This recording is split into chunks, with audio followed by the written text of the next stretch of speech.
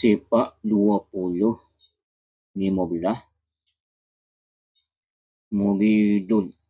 Muridun artinya menentukan, maka mustahil yang terganggu. Lawan pada sifat iradah. Dan sepatutnya bagi orang mukmin dan wajib atas orang mukmin mengiktikad ia Allah Ta'ala ni bersifat muridu.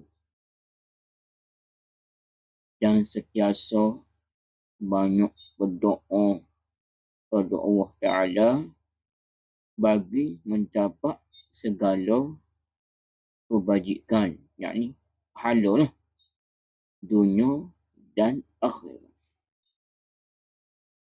Serta bagi menolak akan segala bala musibah dunia dan akhirat. Banyaklah kita berdoa kepada Allah Ta'ala.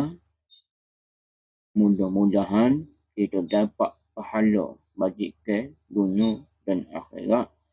Dan banyak doa kepada Allah Ta'ala. Semoga tolak bala dunia dan akhirat. Wallahu a'lam bishawab.